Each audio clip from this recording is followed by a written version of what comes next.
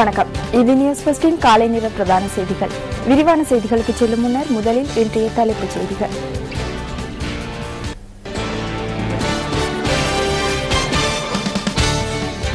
பலஸ்தீன ஜனாதிபதி Mahmoud Abbas இன்று ஜனாதிபதி மஹிந்த ராஜபக்சவை சந்திக்க உள்ளார். இந்திய பாராளுமன்ற உறுப்பினர்கள் குழு ஒன்று இன்று இலங்கை விஜயம். நாட்டில் செயற்படும் பயங்கரவாத குழுக்கள் தடுத்து நிறுத்தப்படும் என சிறிசேனா அரசாங்கம் உறுதியளித்துள்ளது.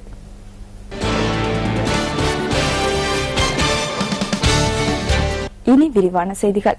பலஸ்தீன ஜனாதிபதி மஹ்மூத் அப்பாஸ் இன்றைய தினம் ஜனாதிபதி மஹிந்த ராஜபக்சவை சந்திக்க உள்ளார். இந்த சந்திப்பு இன்று முற்பகல் நடைபெறவுள்ளதாக வெளிவிவகார அமைச்சு குறிப்பிடுகின்றது. 2 நாள் உத்தியோகபூர்வ விஜயம் மேற்கொண்டு பலஸ்தீன ஜனாதிபதி நேற்றிரவு இலங்கையை வந்தடைந்தார். அவர் இன்று மாலை வெளிவிவகார அமைச்சர் பேராசிரியர் GL பீரிசுடனும் சந்தித்து கலந்துரையாடவுள்ளார். அத்துடன் பலஸ்தீன ஜனாதிபதி இன்று மாலை இணைந்த ஊடகவியலாளர் சந்திப்பொன்றில் கலந்து கொள்ளவுள்ளதாக வெளிவிவகார அமைச்சு தெரிவிக்கின்றது. பலஸ்தீன ஜனாதிபதியின் இந்த விஜயத்தின் போது 2 தரப்பு உடன்படிக்கையில் கைச்சாத்திடப்பட உள்ளதாக தெரிவிக்கப்படுகின்றது.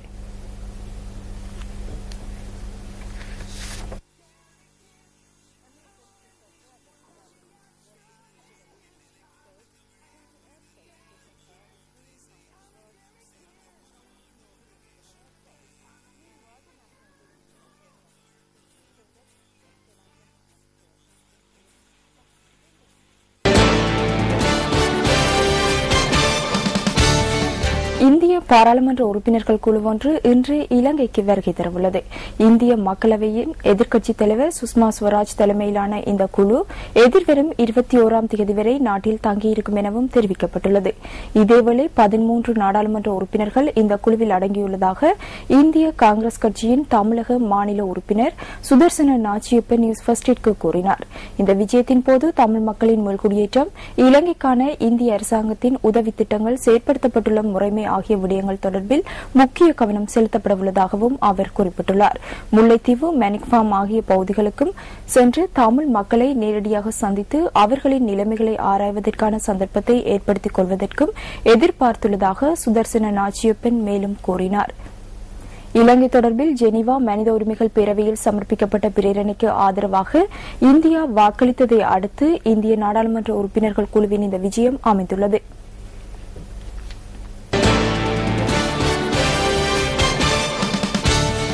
இந்திய அணுமின் உற்பத்தி நிலையம் காரணமாக இலங்கைக்கும் தாக்கம் ஏற்படக்கூடிய வழிவகைகள் காணப்படுவதாக சூழலியலாளர்கள் குறிப்பிடுகின்றனர். சர்வதேச அணுசக்தி முகவர் நிலையத்தின் சாசனத்திற்கு அமைவாக அது குறித்து இலங்கையினால் ராஜதந்திர ரீதியிலான அழுத்தம் விடுக்க முடியும் எனவும் சூழலியலாளர் சட்டத்திரணி ஜஹத் குணவர்த்தன தெரிவிக்கின்றார்.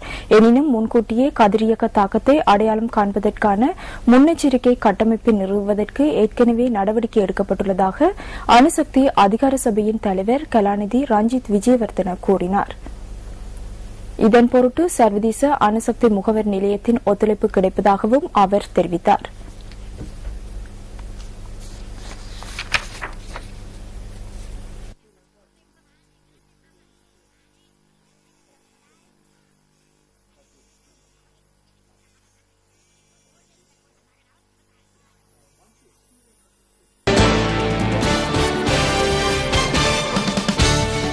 வசந்தகால நிகழ்வுகளை முன்னிட்டு நுவரெலியாவிற்கு சுற்றுலாவில் ஈடுபடுகின்றவர்கள் மது போதையில் அவதானமிக்க இடங்களில் நடமாடுவதை தவிர்க்குமாறு இடர் முகாமைத்துவ நிலையம் கோரிக்கை விடுத்துள்ளது.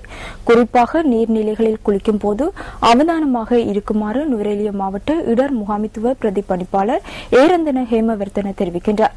இவ்வாறு கிரஹரி வாவியில் குளிப்பதற்காக சென்ற இளைஞர் ஒருவர் நேற்று மாலை உயிரிழந்திருந்ததாகவும் அவர் குறிப்பிட்டுள்ளார்.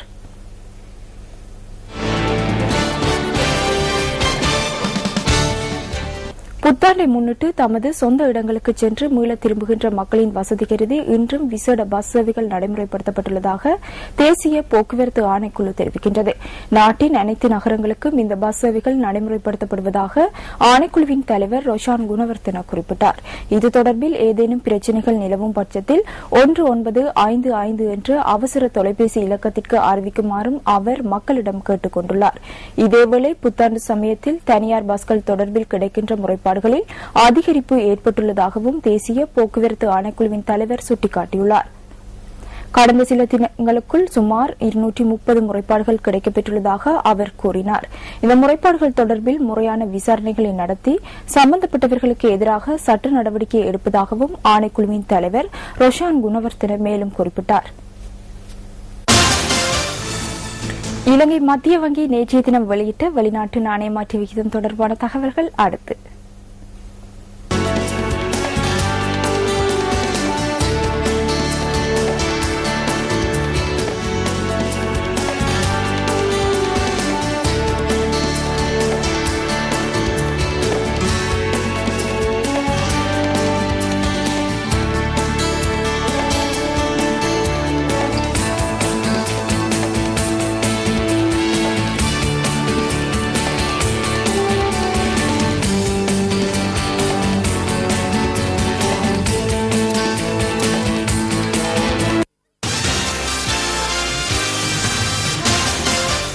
இலங்கையின் அழகிய எழில் கொஞ்சம் பகுதிகளுக்கு உங்களை அழைத்துச் செல்லும் டிஸ்கவர் ஸ்ரீலங்கா தொகுப்பு அடுத்து.